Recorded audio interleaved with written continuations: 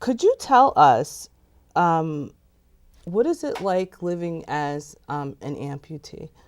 You mean in terms of daily life? Yeah. You constantly have to, the way I look at it, you constantly have to make choices about how to do things differently from other people. The world is not designed for amputees, whether you wear a prosthetic or you don't. I don't because I have RSD, which is another thing. But you constantly have to figure out different ways of doing things. And then you also have to, I think, go through life with sort of like blinders on. Because if I paid attention to every comment and every little kid and every person who stared at me or made some comment, I wouldn't get anything done. And how did you come to that point where you put the blinders on and you're not confronting people and saying, didn't your mother tell you not to stare, or Okay. All right. All right. I came to that point about a month after I got out of the hospital. And I was in my rehabilitation period. And for about a month or so, you cannot wear a prosthetic. You have to let there's a lot of healing that needs to happen. And people were staring at me all the time. And I sort of was like, one day I went, at that point, I had a wonderful, wonderful doctor, William F. Kilpatrick Jr. And he sort of we adopted each other. I don't know how else to explain it, but we did. And I went to see him, and I closed the door, and I said, what do I do? What do I tell these people? People ask me wherever I am. I'm on the elevator. It happens at once a week at least still. And they asked me, what happened to you? What do I do? And he was like, well, it's none of their business. And you have to make a choice. Are you going to answer them, or are you just going to keep going about your business? And I said, oh, like it didn't occur to me that it was a choice. But I was 20 years old. That's really young. It was very young. And so I kind of went, oh. And because also he was behind me. I mean, he did things for me that probably, no other doctor I can think of would do. I was very lucky in that he had been a MASH surgeon, and he had run amputee wards for, quite some time. So he had a lot of experience with both the physical and the psychological issues. And so I just sort of said, okay, if he believes in me, then I can do this. How did you stay motivated? And I mean, for me, I probably wouldn't want to go out. Now, I would say, I'm tired of people looking. I'm tired of people asking me questions. I kind of look at it this way. I think sometimes when people ask me questions, they're just it's like an unguarded moment. I mean, I know that people, after comes out of their mouth, that they want to take it back. And I don't answer them. And in terms of motivation, I think that, my life was saved. I'm not a religious person, but my life was saved. And I could have been dead then. I could have been dead 1 or 2 times since. And so I'm alive. So why not live? Life is a gift. Can you describe a good day and describe a bad day? Sure.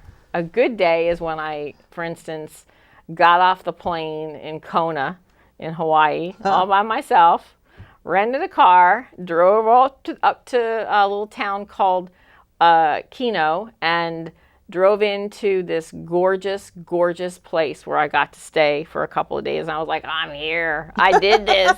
And then I went to see Kilauea. That's so exciting. And a bad day?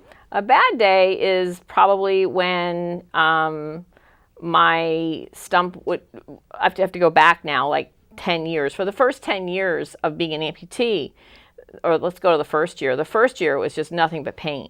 Oh. It's just nothing but pain. Now, when you say pain, because I mean pain that you won't sleep, pain that at that time, they do it differently now. I have to tell you, this was 20 years ago, 25 years ago, something like that. They do it differently, but I was on like all these oral medications, and it was a combination. And it was like, take drugs every 3 hours, try to go to sleep, and then get woken up every 3 hours with pain and have to remedicate. That, unfortunately, for a traumatic amputation is the first year. I hope not. So how do you function? Were you living by yourself? No. My mother was there for like the first 3 months or so, and then I was. And actually, it was better when she left because I had to. I had to do the dishes. I had to go out. I had to do things, and it kept me on a schedule. Huh. So what's different today than, what's different with pain management versus then and now? Oh, there are so many different things in pain management now for amputees.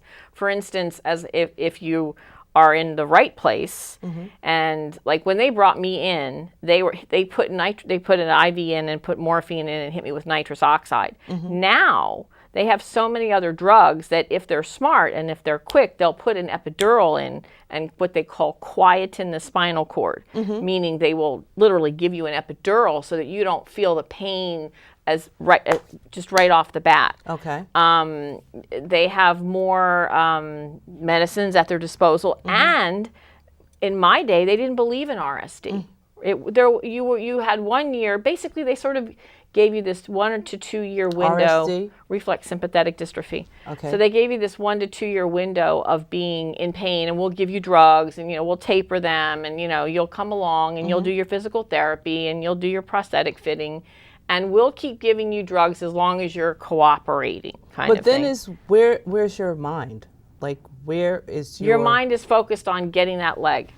And they're very good about that. They're like, this But if you're taking pain medication, I mean, what is your judgment like and your thinking? And boy. I don't know. It's different for everyone. I have to tell you that in 30 years, I've met so many different amputees from different walks of life. What's your experience been?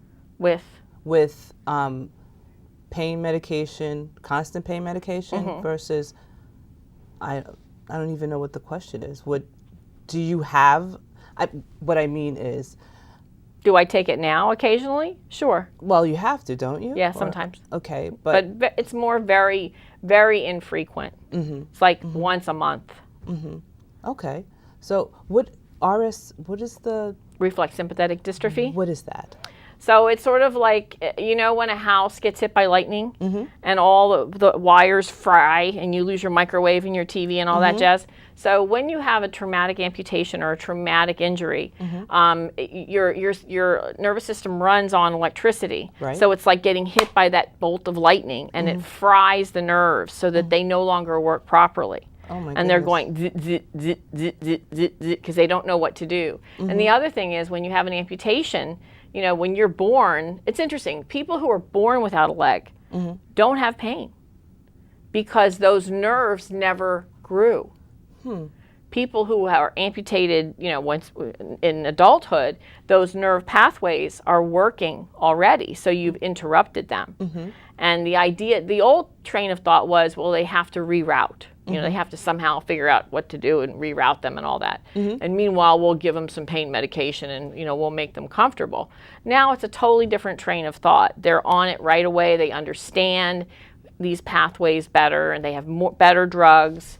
I'm not quite sure that they have the answer,